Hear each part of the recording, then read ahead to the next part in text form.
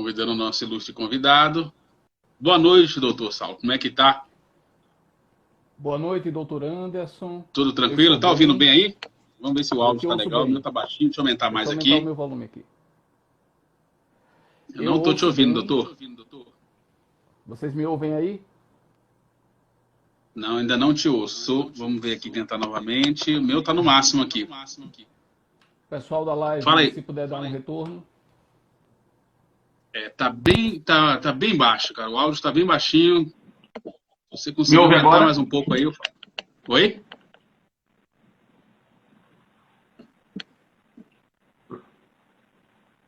Vamos lá. Olá, pessoal.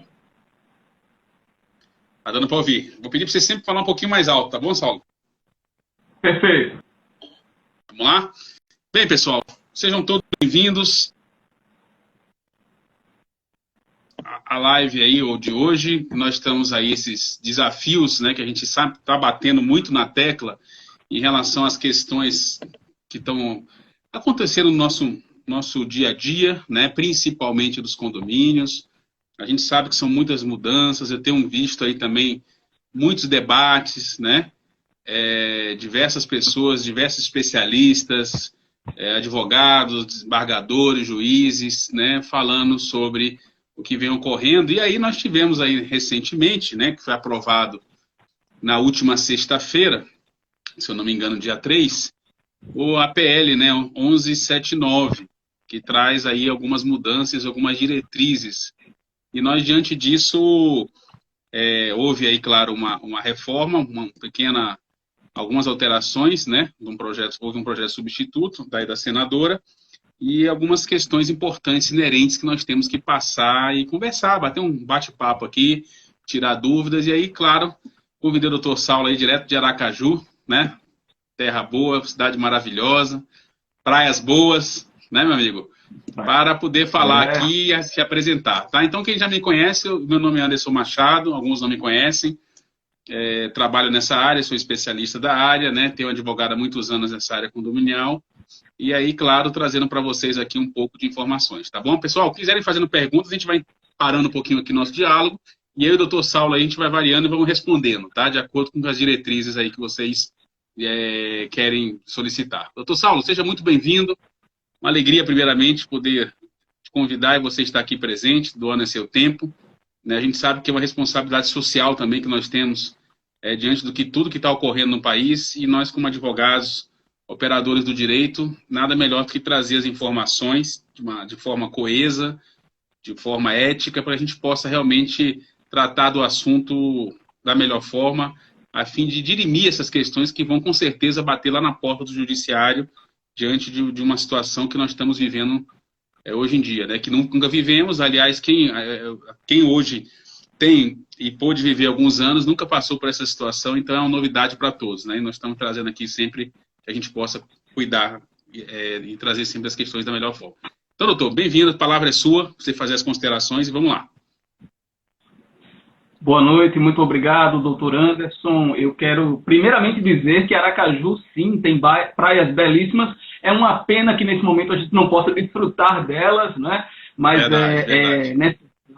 Nós estamos num momento sem paralelo na história recente da humanidade, um momento que tem nos levado a muitas reflexões. A gente não sabe exatamente aonde essa crise vai nos levar, porém eu sempre digo, doutor Anderson e quem nos acompanha, que toda crise é sim uma oportunidade de crescimento.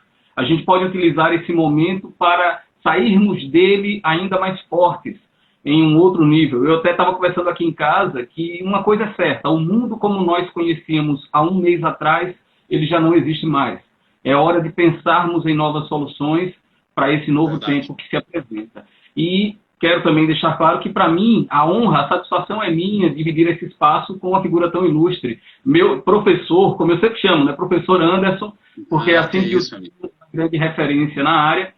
E aproveitar aqui para já saudar algumas pessoas que eu tenho visto. A Edilma, que já nos acompanha, o Arenaldo, lá de Lagarto, interior aqui de Sergipe, síndico atuante. Enfim, vamos conduzir os trabalhos aqui da melhor forma e eu espero contribuir nesse momento tão difícil até para muitos gestores, mas entregando o máximo possível. Perfeito, doutor. Bem, então, queria saudar também aí todos os participantes, né? Às vezes a gente não consegue falar o nome de todos aqui, mas é uma honra, a doutora Belisa aqui também que participou comigo semana passada, né? Outros convidados, ilustres pessoas também da área condominial, advogados, então é sempre uma alegria poder estar aqui e dividindo esse espaço, né? Eu quero sempre toda quarta-feira, né, dentro do possível, trazer informações para vocês aqui nessa área, discutir situações, questões que realmente envolvem os condomínios. Sempre uma alegria grande. E hoje o nosso convidado especial. Bem, doutor, a gente sabe que a gente teve aí uma votação recentemente, né, como eu falei inicialmente, e sobre essa PL aí, o projeto de lei, né, 1179, ok? A gente sabe que houve algumas diretrizes aí, principalmente na questão condominial, que é o foco nosso aqui, nosso debate, que houve muitas mudanças, mas a gente sabe que o principal que nós temos que discutir é esse, né? E a gente sabe que essa lei, ela é transitória, primeiramente deixando muito claro, tá? Ela foi dado um término até o dia 30 de outubro, e ela não está mudando a nossa legislação, apenas fazendo, é uma questão que a gente tem que deixar clara, é uma questão transitória, é uma questão emergencial, né? Eu até estava dando uma lida, vendo alguns debates sobre essa lei, né? Como já falando historicamente um pouquinho, essa lei ela ocorreu lá na França, a lei de Faulet, isso depois da Primeira Guerra, no final da Primeira Guerra Mundial, em 1918 precisamente, a França criou essa lei por conta das questões e premissas da guerra, né? E onde mexia, alterava contratos, eram questões privativas que existiam, né? A Itália também em 1915 fez a mesma coisa. Eu li um pouco sobre a história do que vem acontecendo, a primeira lei que integra no nosso país diante da situação que nós estamos vivendo. Então, é importante que a gente ressalte que está sendo uma novidade para todos, e aí, claro, que se gera muitas dúvidas, né? As pessoas, eu constantemente, os síndicos, advogados, amigos, os grupos, nós vemos aí uma situação sempre ocorrendo uma diversidade, e elas questionando como fazer, como é que pode. Então, no início, a gente teve aquela questão das áreas comuns, que até conversei com a doutora Belisa aqui na semana passada, o que podia e não podia, se o síndico podia bloquear. Então, diante dessas premissas e todo mundo assim meio perdido com as situações, é claro que a lei veio para regulamentar algumas questões aí inerentes e importantes, né? Então, doutor, eu gostaria que você fizesse também as observações, o que você gostaria de colocar aí em relação a esse caráter dessa lei, né? Essa PL, desculpa, não é lei, uma PL, é um projeto. Eu até liguei hoje, pessoal, na Câmara, né, fiz um contato com uma pessoa da Câmara para saber aonde estava, saiu do Senado, e ela foi havendo uma transição para uma votação agora na Câmara Federal. Segundo a informação geral que foi me passada, ela ainda não está, não foi, parece que ainda não deslocou, apesar de ser emergencial, ela disse que não tinha ainda com que deputado estava, o prazo de votação. Bem, essa foi a informação que eu tive diretamente da Câmara. Mas eu estou atrás e vou acompanhar de perto a votação desse projeto, tá ok? Para depois, claro, haver a sanção aí presidencial. Porque a gente sabe que se houver pequenas alterações no texto, que não infrinja muito no contexto geral, vai-se para a sanção. Mas se houver alterações aí, deixar isso claro, grandiosas, vamos supor assim, num caráter que realmente tenham que alterar artigos, volta novamente para a votação no Senado, né? Então a gente sabe que tem que acompanhar para saber como é que vai estar esse trâmite, tá ok? Mas é importante a gente debater. Isso aqui nós estamos aqui já para discutir, trazer novidades, o que realmente vai vir, o que vai acontecer, o que não vai, para que a gente comece já a delinear e dar um norte aí para os síndicos do condomínio. Então, doutor, faça suas considerações, por gentileza. A gente pode fazer o seguinte, a gente pode começar aqui a tratar dos artigos. Está com ele aberto aí? Está fácil para você? Está comigo também. Né? A gente pode tratar aqui do artigo 11, né? Eu acho que vamos falar pontualmente aqui, que dá o caráter emergencial com alteração do 1348, né? Dando aí a competência ao síndico, né? Então, ele traz os incisos primeiro, que fala de restrição da utilização das áreas comuns, a fim de evitar a contaminação. E aí tem uma vírgula aqui que eu chamo muita atenção, né? Respeitando o acesso à propriedade exclusiva dos condomínios.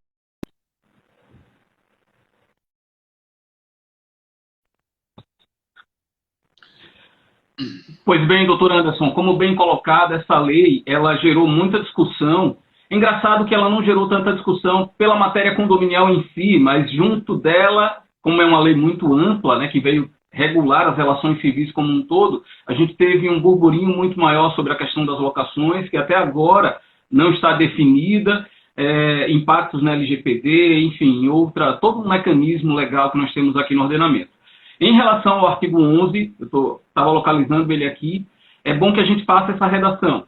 Restringir a utilização das áreas comuns para evitar contaminação por Covid-19, respeitado o acesso à propriedade exclusiva dos condôminos.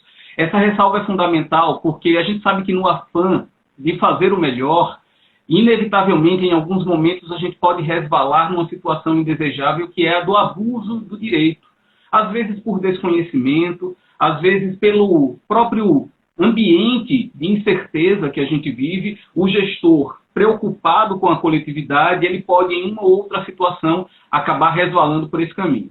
Mas o que a lei deixa claro é que a propriedade exclusiva dos condôminos, suidores, ele não pode ser tolhido nesse momento, ainda que a gente tenha essas circunstâncias no nosso ordenamento. É importante que os gestores ajam sempre com prudência nesse sentido. Essas são as colocações que eu trago inicialmente quanto a esse dispositivo. Acho que essa dinâmica, inclusive, é bacana. Trabalhar item a item, né, dispositivo a dispositivo, para que a gente consiga fazer uma análise maior. Como são poucos, dá para fazer. E é importante, doutor Anderson, deixar claro isso, o caráter transitório e emergencial, porque o senhor falou uma coisa fundamental. Eu também vinha procurando no site da Câmara para tentar identificar a tramitação do projeto, porque eu acompanhei a votação do Senado e eu, sinceramente, imaginei, até publiquei um texto na semana passada, crendo que até o final dessa semana a gente teria um encaminhamento maior sobre a aprovação na Câmara e o encaminhamento à sanção da presidência, sanção ou veto. E até agora a gente não sabe. Dado o caráter emergencial, é importante que essa lei tenha sua tramitação acelerada nesse sentido. Não sei se o senhor concorda com esse aspecto. Perfeito, concordo. Eu até achei que, claro, que a gente sabe que a gente está numa semana atípica também, além da questão do coronavírus, da Semana Santa, né, e eu estava até com esperança que, no máximo, aí tramitasse essa semana, ainda até o final dessa semana. Mas imagino que, diante das circunstâncias, que não vai haver essa tramitação, a votação ainda essa semana na Câmara, né? Mas, como eu te falei, nós estamos já dando um passo à frente, já se houve outros debates antes da sexta-feira, quando o projeto, houve aí um projeto substituto, né? Que houve alterações em relação a esse projeto de lei e que nós estamos agora novamente debatendo, inclusive, as questões que foram alteradas, né? Existe uma divergência em alguns pontos aí. Eu me preocupa muito, pessoal, e eu tenho visto em condomínios, aí tratando um pouco da parte prática, situações que, por exemplo, diante do dever do síndico, que vê você vê que a abrangência dos 9 incisos do artigo 1348, que traz os deveres do síndico, nós agora temos uma abrangência em relação a esse dever, porque é um dever dele. Né? Se você compete, ou seja, você está dando uma obrigação, não um direito. E como tal, o que tem me preocupado é o que os síndicos hoje estão fazendo, de uma maneira geral, os administradores, para que não haja uma abusividade no que ele tem e está interpretando os artigos aqui desse projeto, tá certo? Porque a gente sabe que existem muitas questões, principalmente quando o síndico não é profissional, a gente diz assim, o síndico não é morador, não vamos usar o termo profissional, há discussões em relação a questões pessoais, né? E agora se usa uma arbitrariedade que foi dado pela PL, que ele pode tomar algumas iniciativas que possam confundir até o que ele pode e o que ele não pode. Então, é importante que a gente pega aí, vamos trazer alguns casos práticos que eu tenho visto, por exemplo, uma situação de uma obra, que a gente vai falar daqui a pouco, né? Porque diz aqui, no parágrafo único do artigo 11 desse projeto, diz: não se aplicam as restrições e proibições contidas nesse artigo para casos de atendimento médico, obras de natureza estrutural ou a realização de benfeitorias necessárias. Isso gera interpretação. Eu já tive um caso aqui semana passada e essa semana também, uma pessoa que está com uma obra dentro do condomínio e que não é uma questão estrutural, não é uma questão de urgência. Era simplesmente uma benfeitoria que a pessoa estava fazendo interna, que a gente pode considerá-la como voluptuária. Só que a gente sabe que as pessoas estão dentro das suas unidades, né, todo mundo em casa, e isso gera um transtorno, né, além da premissa de ter pessoas que vão e vêm dentro do condomínio. Então, isso gera-se um risco também em relação à saúde. Então, pessoal, me preocupa 2 pontos. O síndico ele tem que tomar um certo cuidado em relação a poder, que a lei assim traz, vedar, por exemplo, participação de reuniões, até questão de festividades, uso, né, de abrigos de veículos por terceiros, está determinado de forma clara. Só que a gente sabe que a lei, no parágrafo 2º aqui, desculpa, no inciso 2º, não traz só essas questões dentro de condomínio, existem diversas outras. Por exemplo, caso de mudança, casos, por exemplo, de uma pessoa que precisa adentrar porque o chaveiro perdeu a chave, um chaveiro não pode deslocar, casos de pessoas que estão sendo proibidas de entrar porque mora uma pessoa idosa, o filho, às vezes, alguém da família não está podendo entrar, né, em relação a entrar dentro da parte para visitar o pai e a mãe. Isso tem havendo uma restrição. Então, assim, isso é uma coisa que tem me preocupado muito, que está acontecendo nos condomínios e que pode se gerar um problema muito grande, né, nesse sentido. E aí, doutor, eu tenho esse receio, eu tenho aqui uma pergunta da Adriana, né? Adriana, quanto à realização da Assembleia? Nós vamos falar já já sobre a Assembleia, tá bom? A gente já chega lá, já comenta isso aí. Então, me preocupa muito, doutor, essa questão da abusividade que pode estar havendo, que isso pode se gerar uma responsabilidade civil do síndico, né? Quais são os limites, o que fazer? A gente sabe que a lei ela é um pouco abrangente, essa PL, ela não é muito, e nem daria para abranger tudo, porque senão ela ficaria enorme, e ia se gerar mais discussões, né? Mas é importante que prevaleça sempre a questão do bom senso, a questão né, das pessoas realmente, o que pode ser feito e o que não pode, já que o ordenamento jurídico e a PL também não vai trazer a resposta para tudo. O que podemos fazer, doutor, nesse sentido aí? Você tem pego algum caso nos condomínios, orientado, que está havendo alguma abusividade de síndicos, administradores, até de moradores que não compreendem a situação? Como é que está isso aí? Perfeito, Anderson. Antes eu quero saudar algumas pessoas aqui de Aracaju que eu já vi. A doutora Andréa Teixeira, uma grande referência local aqui em Sergipe, na área condominial. A doutora Deise, estou vendo aqui também Síndico Mais Brasil, João Barroso conosco, enfim, uma galera boa. Veja só, Anderson. A Daílson também, querida Daílson aí de Aracaju. Maravilha. Gente, quem porventura eu não enxerguei aqui, me perdoe. Estou tentando passar ao máximo. Essa lei, de fato, amplia de modo excepcional e muito abrangente os direitos, os poderes do gestor, lá do 1348. E eu faço, inclusive, uma ressalva inicial, nesse inciso 2 que foi colocado, festividades nas unidades autônomas. O síndico tem o poder de vetar festividades no seu apartamento, na sua casa. Veja o grau de abrangência que nós temos aí. No que se refere às obras em particular, doutor Anderson, hoje, inclusive, aqui em Aracaju, nós tivemos uma certa polêmica. Uma matéria gerou muita dúvida entre os gestores, porque o nosso Ministério Público local expediu uma recomendação para que se cessassem as obras que não fossem estritamente necessárias nos condomínios e nas unidades privativas. Isso gerou muita dúvida. É bom que a gente esclareça, para aquele que não é da área jurídica, que basicamente nós temos 3 tipos de obra quando se refere a condomínio, como o doutor Anderson bem pontuou. Voluptuárias são aquelas de embelezamento. Estou pintando o meu muro para deixar mais bonito. Essa obra continua ou para? Para! Essa obra não deve continuar. Eu estou ampliando a minha sala, quero deixar ela um pouco maior. Para! Mas o meu telhado, minha casa está destelhada, eu não posso ficar ao relento. Sim, necessário. Esse tipo de obra, segundo a recomendação do MP e segundo o dispositivo que a gente está trabalhando aqui, elas permanecem ocorrendo, desde que observados todos os critérios sanitários expedidos pela Organização Mundial de Saúde, pelos decretos governamentais. Sergipe tem um, assim como o Distrito Federal e o Brasil todo. Então é importante que os gestores observem esse aspecto. Sabe o que eu tenho dito, doutor Anderson? Não existem fórmulas generalizantes. Tem que ser analisado caso a caso. E aí, para os gestores que nos acompanham, eu faço até essa provocação. Chama a sua assessoria jurídica para perto. Chama para conversar. Porque é fundamental o nosso papel nesse momento de apoio. Nós precisamos assessorá-los. Eu não posso dizer, toda obra está proibida. Não, em determinados casos, as obras vão ter que acontecer. Essas especificamente que sejam necessárias no âmbito da legislação civil. Essa é a minha análise, sabe, doutor Anderson, nesse momento. E a mensagem que eu quero deixar principalmente é essa. Não existe fórmula pronta. A gente vai ter que se deparar com caso a caso. Perfeito, doutor. Assim, questão das obras, pessoal, é muito importante suas considerações, porque a gente sabe que, eu ainda diria até um pouco mais, doutor, eu tenho visto o seguinte, obras necessárias e urgentes, porque isso é importante também deixar claro, porque às vezes você tem premissas de uma obra dentro de condomínio que ela é necessária sim, mas ela não tem uma questão de uma urgência. Então, tem que se analisar, como o doutor colocou, cada caso é um caso, pessoal. Tem que avaliar, as pessoas também que estão lá, né, têm o direito à sua residência, quer entrar na sua unidade, está precisando reformar diante de uma situação emergencial. Então, pessoal, tem que se verificar os pontos, né? A gente sabe que são muitas premissas, são muitas discussões, o dia a dia de condomínio para os advogados, administradores, todo mundo que está realmente vivendo isso, sabe que tem ocasionado diversos transtornos, né? Eu tenho uma síndica aqui, né, todo mundo que trabalha com muitos condomínios aqui em Brasília, a Doane, e ela tem tido algumas obras que já tinha começado antes dessa pandemia.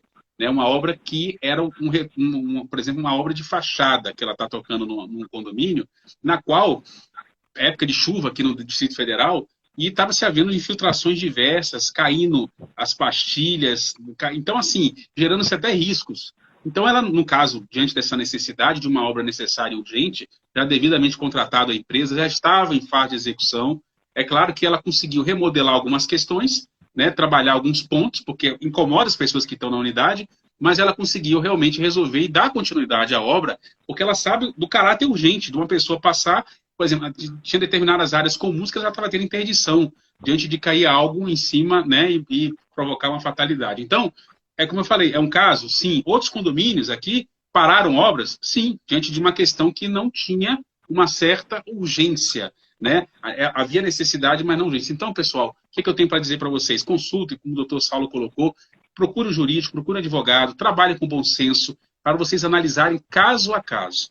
Tá? Agora, lembrando, né, que se às vezes abre exceção para um, que é aquele mais amigo, é aquele conhecido, né, essa questão vai ter que ser aberta para os outros. Então, é uma questão que envolve também condomínios moradores, síndicos moradores, que trazem essa premissa, né? Então, se gera um problema nesse sentido também. O que vale para um vai valer para todos. Eu sempre ressalto isso. Né? Então, tomem cuidado para que não gere esse problema. E aí, trazendo o inciso segundo aqui, ela deixa claro, né? Em relação às obras, traz aqui a proibições, salvo, tá vendo? Não se aplicam as restrições às obras de natureza estrutural ou à realização de benfeitorias necessárias, tá certo? Então a gente tem que tomar um certo cuidado isso aí, para não haver interpretações que as pessoas tragam em benefício próprio. Agora, doutor Anderson, o que eu acho mais interessante é que esse dispositivo, obviamente, ainda não vige, né, ainda não é lei efetivamente, mas ele vai dar muita garantia, muito respaldo aos gestores que ainda hoje se sentem temerosos quanto a isolar, restringir as áreas de acesso. Ainda que nós não tenhamos legislação, eu partilho do entendimento, para que não reste dúvida, de que você, gestor, pode e deve restringir as áreas comuns, porque nós temos decretos nos mais, como eu mencionei, em todos os estados, regulamentando essa situação. As aglomerações, elas estão proibidas. Então, é fundamental que o gestor, como aquele mandatário que representa a coletividade, que deve zelar pelo bem comum, obedeça a esses critérios. E outra coisa que eu quero destacar, mas e o meu direito à propriedade? Eu sou proprietário da área comum. Entenda, amigo, entenda, amiga, que o seu direito à propriedade encontra limites dentro do direito de vizinhança. 1277 do Código Civil, vá visualizar, e só por ali você vai perceber que você não tem como fazer o que quer, ainda mais num momento como esse. Perfeito. Eu diria que isso gera uma responsabilidade do síndico, caso até ele não faça. Ele pode responder civil e criminalmente por isso. Diante de uma circunstância que pode ocorrer, uma contaminação geral no condomínio, e diante dessa premissa dele não cumprir e não estar zelando, porque aí, como bem colocou, o direito de vizinhança, ele é o direito de limitador do direito de propriedade. O direito de propriedade, pessoal, ele não é absoluto, né? Então, temos que tomar um certo cuidado, porque existe uma limitação. Como se fosse, por exemplo, eu faço uma analogia de uma área aqui no condomínio que precisasse interditar diante da segurança. Então, eu sempre falo daquele princípio dos 3 S's, né? Sossego, segurança e saúde. Então, nós temos que tomar cuidado.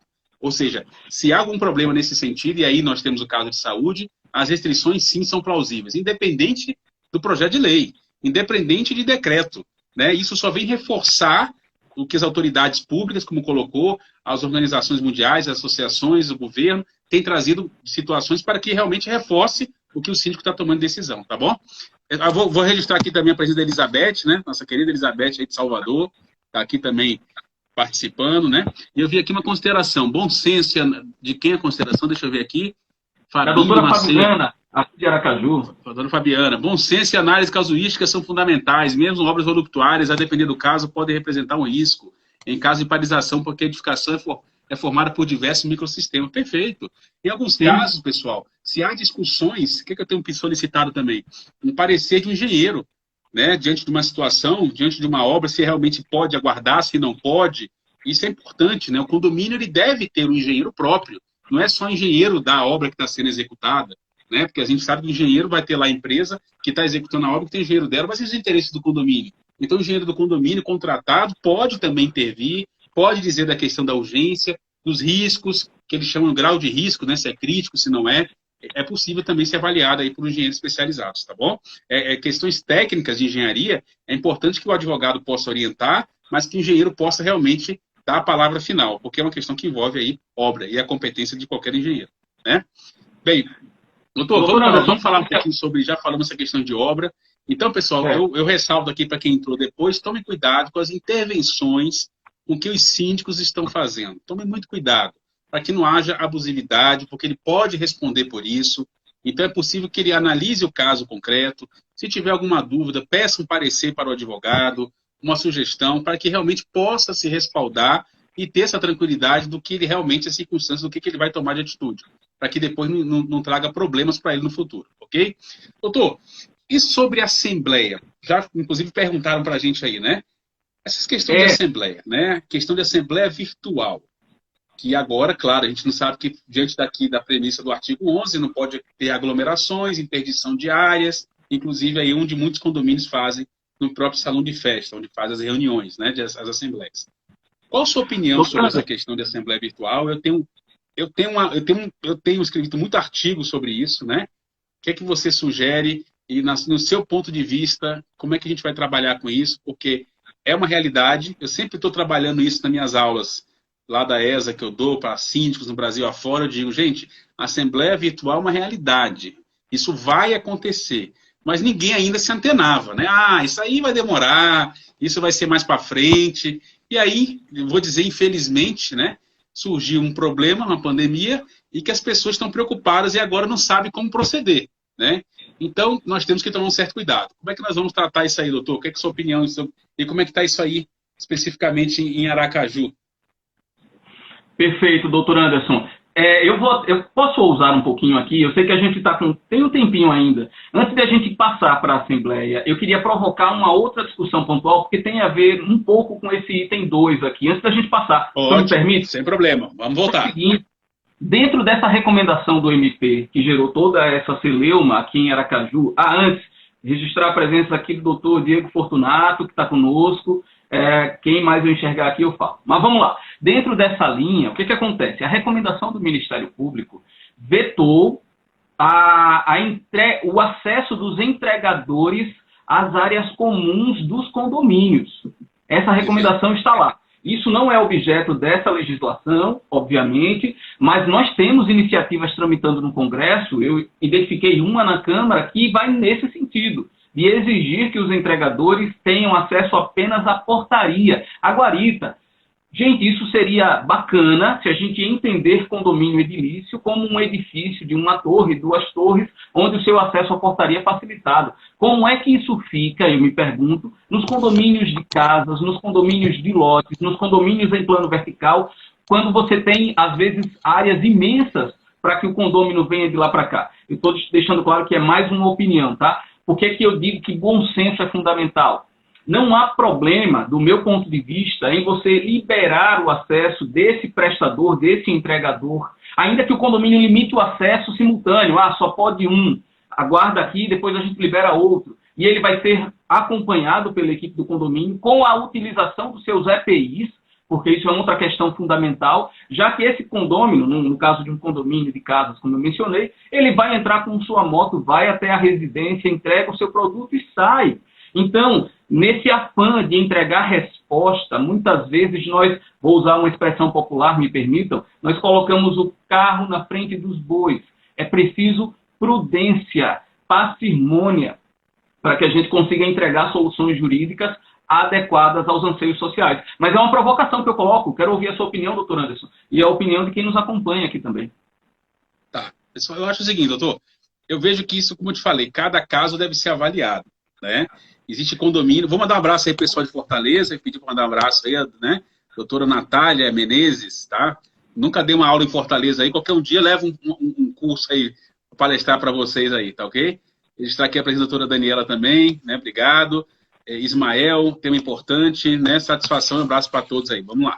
Então, doutor, falando um pouquinho do que você colocou, é importante a gente avaliar cada caso, porque, por exemplo, já tem regimentos internos de condomínios que já fazem a proibição do entregador aguardar, no caso, e ir até a unidade. Ele tem que aguardar na portaria, até por uma questão que envolve segurança, né? principalmente condomínios de São Paulo, Rio de Janeiro, eles fazem até a pessoa fica externo, tem uma área de entrega, coloca lá a entrega, e a pessoa não tem nenhum contato físico nenhum por uma questão de segurança, né?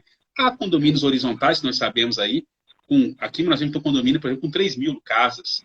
Então, como é que a pessoa vai se deslocar para a portaria, né? Já fica uma coisa mais complicada. Então, eu acho assim, é como você falou, o bom senso tem que prevalecer, tem que analisar as regras, essa pessoa que vai adentrar no condomínio tem que ser devidamente identificada, né? Então, assim, são critérios. Por exemplo, o condomínio onde eu moro está sendo entregue até a porta. Então, eles não restringiram esse acesso. Tem pessoas que eu já vi que não querem que entregue na porta, querem buscar para não ter acesso, né? E já deixou o condomínio não criou uma restrição para isso. Outros já criaram. Então, restringir, pessoal, pensar sempre na saúde, pensar, porque as pessoas entram no elevador, o entregador, eu vejo também, ele tem fluxo de entrada e saída, né? A questão de elevador, de escada, o que seja. Então, tem que tomar um certo cuidado realmente com essas diretrizes, pensando sempre no bem-estar e na saúde de todos, tá? Perfeito. O caso, né, é uma premissa que o síndico vai, caso o regimento não traga, que ele vai adotar nessas questões emergenciais que está tendo. Então, gente, nós temos que entender que nós estamos vivendo por um período de restrições. O fato da pessoa, aquele direito constitucional, o direito de ir e vir, que está sendo vedado, a gente não pode, evita se deslocar. Alguns países a quarentena está sendo, a pessoa se sair de casa, ela tem uma multa, né? Espero que não chegue isso aqui no nosso país. Mas é uma premissa. Então, hoje as restrições estão havendo. A gente sabe que tem que analisar o caso realmente para trazer aí a devida circunstância para cada tipo de condomínio. A realidade de um pode ser uma realidade do outro, né? Essa seria a premissa. Perfeito. Bom, agora vamos entrar nas assembleias, né? Nas famigeradas assembleias. É isso? Vamos lá. Isso, doutor. Começa um pouquinho. O que você acha sobre essas assembleias virtuais aí, doutor? Já tem algumas? Já em Aracaju já é uma realidade, né? Ou não? Como é que está essa situação aí, meu caro? Tá. Um abraço para a doutora Raquel Tavares, que também nos acompanha aqui. Veja, eu particularmente ainda não me deparei com essa situação. Um condomínio que nós atendemos aqui, ele veio com essa demanda, ele tinha uma discussão sobre taxa extraordinária, mas nós recomendamos que aguardasse um pouco mais, no caso concreto, porque nós tínhamos essa questão da lei, nós temos ainda, né, que ela pode passar a vigir a qualquer momento para que haja um maior amparo legal. Mas, no plano, em abstrato, né, em tese, o meu posicionamento é o seguinte: eu entendo que a lei, taxativamente, ela não veda a realização das assembleias virtuais, as assembleias de modo diferente do presencial. E dentro do plano do direito privado, a gente bem sabe, nós temos uma liberalidade maior para contratar, desde que observado os critérios objetivos de negócio jurídico, lá do 104 do Código Civil. Então, se não houver ofensa à lei frontalmente, você tem essa possibilidade. Eu digo isso em tese. Agora, o que é que a gente tem que observar, na minha opinião, sobre esse ponto? A convenção do seu condomínio. Por quê? Se a gente pega o Código Civil, se a gente pega a 4591, ela vai deixar claro que a convenção vai estabelecer a forma como a Assembleia será convocada e como serão apurados os votos de cada um, se fração ideal, que seja. Então, é ali que a gente vai ter a resposta. Vou exemplificar. Se a sua convenção, hipoteticamente, estabelece que as reuniões, as assembleias, necessariamente devem ocorrer no salão de festas do condomínio de maneira presencial, você não tem o que discutir. Aí você teria que trabalhar uma alteração convencional para cogitar essa possibilidade. Se sua convenção é omissa, se ela não deixa isso claro, eu entendo que há sim uma possibilidade de você discutir a realização da assembleia virtual, desde que observados dois critérios essenciais. O primeiro, a plena convocação de todos os condôminos, nos termos, se não me falha a memória, do 1354, porque isso sim ensejaria a anulação do ato. E dois, aliás, ainda dentro da convocação, que isso esteja claro no edital, que não haja dúvidas de como a Assembleia vai ocorrer. E o segundo ponto, tão importante quanto o primeiro, que você garanta a lisura do processo de escolha, do processo deliberativo, ainda que à distância. Então, assim, professor Anderson, talvez até a gente tenha uma discordância aqui, mas acho que o debate é salutar nesse ponto. Essa é a minha visão. Eu entendo que há, sim, até porque nós estamos caminhando para isso.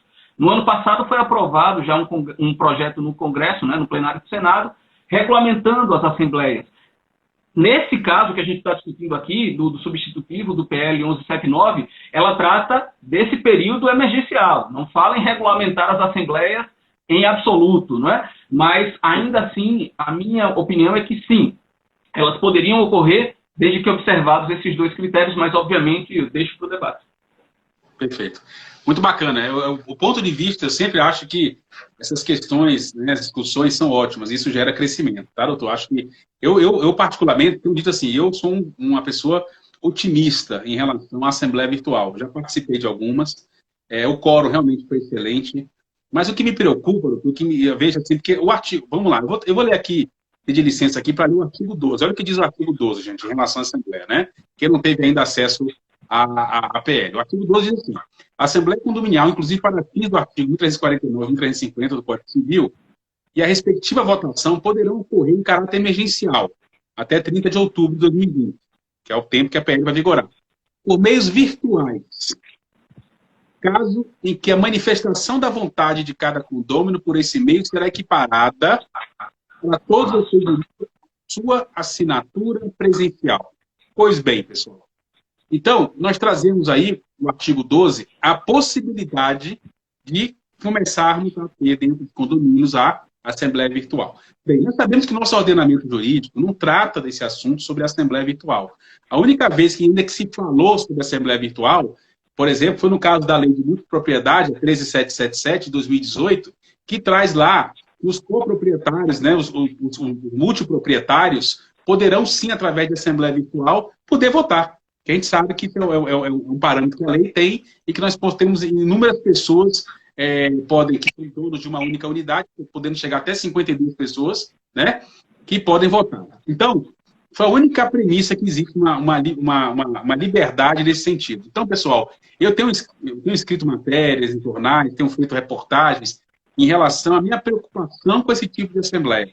E muitos estão achando que não, doutor Anderson é contra. Eu não sou contra a Assembleia Virtual. Eu sempre, pelo contrário, defendo a Assembleia Virtual. Eu já participei e saí entusiasmado com isso. O que me preocupa, doutor, e aí para vocês, é a forma como está sendo conduzido. Esses dias, tive um condomínio aqui, e a votação... vamos votar, claro, no condomínio relativamente pequeno, né, vamos dizer assim, 100 e poucas unidades, e aí o síndico abriu lá uma votação, uma assembleia, houve o critério de um edital de convocação, que se obedeceu, e abriu uma votação pelo WhatsApp. Ou seja, a pessoa não sabia se a pessoa era condômino, se era gato, cachorro, mas estava votando. Ele só conseguia representar, nem saber se a pessoa estava adimplente ou inadimplente. Então, isso é que tem me preocupado, a forma, eu posso dizer assim, um pouco chula, né? A forma de estar banada. E aí, é isso que nós temos que orientar. Eu acho assim, pessoal, a Assembleia Virtual está aí? Tá. O que eu tenho trabalhado? O que eu tenho feito? Por uma questão de hierarquia de normas, já que a lei não traz os critérios de Assembleia Virtual e as convenções, de uma maneira geral, são omissas, mas há uma liberdade de um projeto de lei, inclusive há uma PL, que é a PL a 548, que fala de votação eletrônica, fala sobre isso, mas não regulamenta. Mas a própria PL, se você ler lá, doutor, e as pessoas, está dizendo lá que vai ter que estar em convenção, ela vai ter que estar convencionada. Então, o fato de não estar em convenção vai se trazer futuras demandas judiciais, gente, impugnações.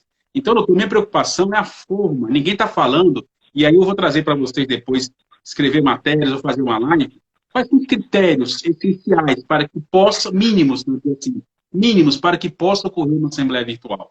Para que futuramente, pessoal, vocês não votem num síndico, numa eleição, ou numa previsão orçamentária, e aí depois vem gerar impugnação, porque não houve o critério legal. Então, é muito importante. Existem diversos sistemas, nós sabemos. Hoje já existem empresas que trabalham com isso. É importante que vocês procurem orientação dessas empresas de como fazer nesse momento. Mas mais importante que isso é regulamentar, doutor, é colocar isso em convenção. Mas tem que alterar a convenção, isso é um problema para o condomínio? Sim, eu sei que é um problema. Conseguir 2/3 mínimos dentro de condomínio não é fácil, mas já aproveitaria para atualizar. Mas esse é o critério legal. Os meses depois que passar isso aí, vão buscar isso. Cadê? Onde é que está regulamentado a forma? Então, a minha preocupação tem sido única. Como vai ser conduzida essa Assembleia Virtual? Para que não haja depois uma inúmeras demandas judiciais de impugnação, em relação, por exemplo, como é que vai ser o voto, vai ter certificação, como é que vai ser o edital de convocação, a Assembleia ela vai ser híbrida, por exemplo, ela pode ter presencial e mista, virtual, no caso a gente chama de híbrida mista, né? Ou seja, como é que tem esse critério? Isso é o que tem me preocupado. Então, eu tenho solicitado que deve haver uma regulamentação em convenção. No momento, impossível. A gente sabe que a gente não vai conseguir mudar a convenção nessa atual realidade, gente. Então, seguramos aí, procurem se informar com jurídico, advogados, de como proceder com esse tipo de assembleia, e aí sim, para que não haja depois, pessoal, futuras impugnações, é o que vai acontecer. Então, se fazer uma votação via WhatsApp e achar que isso é uma assembleia virtual, não pode. Vai trazer ilegalidade, vai trazer problemas, tá certo? Então, minha preocupação, doutor, tem sido especificamente essa, né? Doutor Anderson, é importante colocar aqui que a nossa aparente divergência, na verdade, é uma convergência, porque veja que no segundo ponto que eu coloquei como critério para a realização é a garantia da lisura procedimental. Então, a gente tem que assegurar que você tem um voto para cada unidade e que, dessa forma, você garanta a lisura do procedimento. Vou dar um exemplo. Eu tive acesso a um caso, como eu disse, eu não presenciei aqui esse tipo de ocorrência, mas onde foi feita, a Assembleia foi feita justamente de maneira híbrida. Você promoveu uma discussão por um aplicativo de mensagens previamente, e aí cada um externou a sua posição, e posteriormente, um a um, eles foram até a ata e o posto de assinatura para ratificar aquele ponto, um a um. Você não tinha como fazer a discussão em conjunto, por força dos decretos, mas você tinha como fazer a discussão de maneira virtual e convalidar isso individualmente a posteriori. Então, esse é o ponto. Nós não discordamos.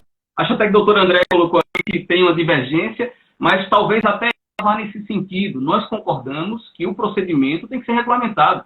O dispositivo, eu estou com ele aberto aqui, que é o que altera o Código Civil, o 1353-A, ele é extenso, ele tem uma lista ali de pelo menos uns 3 incisos e mais uns 3 parágrafos, só regulamentando essa situação. O que eu quero deixar claro, e para quem nos acompanha, é isso. Em se tratando de direito civil, há uma maior liberalidade para as partes contratarem. E é uma tendência inevitável. Nós vamos caminhar para a Assembleia Virtual. Me perdoem até a provocação, você que nos acompanha aqui na live, externa a sua opinião. Não tem como retroceder, nós vamos caminhar para isso. A gente sabe as dificuldades de obtenção de quórum, a gente sabe inúmeras dificuldades como gestores no dia a dia. Então, a ideia é regulamentar como foi colocado. Quero aqui mandar um abraço para o meu sócio, doutor Tiago Noronha, que está ativo na live, e acho que, daqui a pouco eu falo de mais gente. Mas é isso. Esse tema é espinhoso, viu, doutor Anderson? Sabia que ia gerar lenha para a fogueira, mas é importante que a gente discuta. É muito importante, doutor. Vou registrar aqui também um comentário do Daílson aqui, né, que ele colocou em relação a essa questão.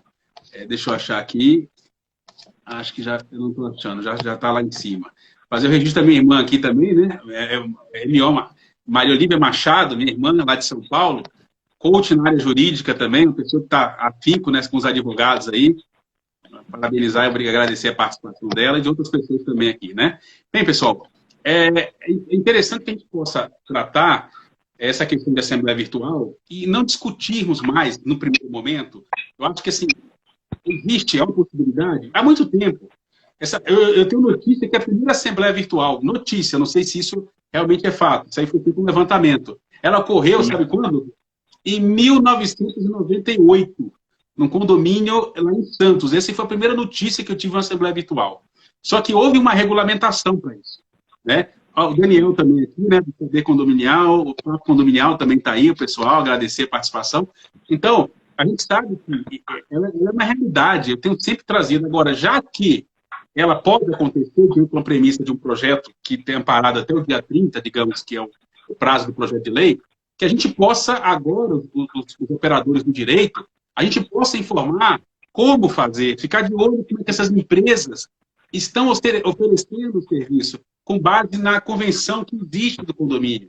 Porque aqui não traz critérios. Essa é a minha preocupação. Novamente, eu ressalto isso. Não há critérios de como ser uma assembleia virtual. Então, para que não haja, diante da não obediência, da não observância desses critérios, a gente possa, juntamente com os operadores, agora informar, né, criar regras. É importante que as condições mínimas e necessárias, claro que varia também de convenção para convenção, em relação, por exemplo, ao edital de convocação, à publicidade da ata, isso varia, né? O ordenamento da convenção, que já existe lá da Assembleia Presencial, ela vai ter que ser puxada para a Assembleia Virtual, em alguns pontos, claro. Né? Por exemplo, como é que vai ser a procedência de uma eleição, quem vai presidir, a forma. Então, eu tenho, inclusive, colocado alguns questionamentos nas matérias e levantando nos questionamentos para vocês tomarem certos cuidados. Essa é a preocupação, para que a coisa ocorra da melhor forma e a gente evite aí, claro, demandas judiciais futuras. Senão vai se gerar muitos problemas, tá? Esse é um ponto que nós temos que trabalhar, tá bom? Doutor Anderson, só uma ressalva aqui, é importante também deixar isso claro, deixa eu abrir aqui o projeto. Aquela coisa que nós comentamos do afã em entregar respostas. Nós precisamos utilizar o bom português aqui. A verdade é que esse dispositivo, ele poderia ter sido melhor trabalhado do ponto de vista técnico, mas eu penso dessa linha, como eles precisavam entregar uma resposta, foi feito dessa forma, e aí não houve uma ponderação maior sobre esse item. Porém, quando a lei ela não é expressa em determinados pontos, a gente deve sempre partir de uma análise principiológica. Se a lei não está clara, a gente precisa entender qual é o objetivo daquela norma, qual é o objetivo, a análise teleológica que a gente chama, o que é que o legislador quer? Quer garantir que o condomínio continue operando. Então, os critérios, vou voltar a esse ponto, os critérios de lisura devem ser observados. Mas é isso, como eu disse, nós concordamos integralmente nesse aspecto, não é fazer de qualquer forma, até porque fazer de qualquer forma só vai ensejar discussão disso posteriormente no judiciário, inevitavelmente.